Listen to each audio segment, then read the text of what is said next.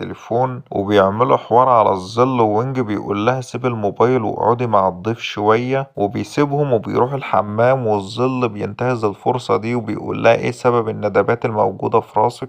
وتشو بتلاقي تليفون الظل على الترابيزة وبتحط تليفونها جنب تليفونه، وبتعرف انه حاليا كل المعلومات اللي على تليفون الظل بتتنسخ على موبايلها، والشرطة بتكون متابعة كل ده. المهم بترد عليه وبتعرفه ان هي كانت عاملة مشكلة مع اصحابها في المدرسة وابوها ما يعرفش. المهم وينج بيدخل فجأة وبيقول لها انا اعرف، وهي بتسأله عرفت منين؟ عرفها ان امها قالت لي كل حاجة. وطبعا القصة دي كلها من خيالهم عشان الظل ما ياخدش باله من اي حاجة. المهم بيخلصوا والظل فعلا بيمشي. المشهد اللي بعد كده بنعرف ان كل ده كان سيمون المخترق بتاع العصابة متابع كل حاجة في الشقة عن طريق الكاميرات اللي كانت موجودة مع الظل، وعرف كل حاجة عن وينج وتشو بعد ما الظل خرج. وتشو رجعت لمقر الشرطة، في واحد من العصابة راح لوينج عشان يخلص عليه، وحصل بينهم معركة كبيرة ونزلوا تكسير في بعض حرفيا. وسيمون كان مخترق كاميرات الشرطة طبعا كالعادة، والشرطة طول الوقت ده ظاهر عندها ان تشو وينج بيتكلموا في الشقة، وفجأة بيحسوا بحاجة غريبة وفعلا بيلاقوا تشو داخلة عليهم وهي المفروض ظاهرة في الكاميرا، وبيكتشفوا ان هما مخترقين وبيعرفوا ان وينج في خطر وفعلا بيتحركوا. وسيمون بيعرف ان الشرطة راحة لوينج وبيعرف صاحبه يهرب بسرعة. وكان في الوقت ده وينج هيخلص على الشخص ده لكن بياخد المسدس، وكان هيخلص على وينج لكن وينج بخبرته بيتفادى الرصاص فعلا، والشخص ده بيهرب بطريقة رهيبة في ثانية، والشرطة بتوصل لكن بيكون هرب خلاص. وبيعرف سيمون ان الخطة فشلت ولازم يحددوا مرة تانية عشان يخلصوا على وينج.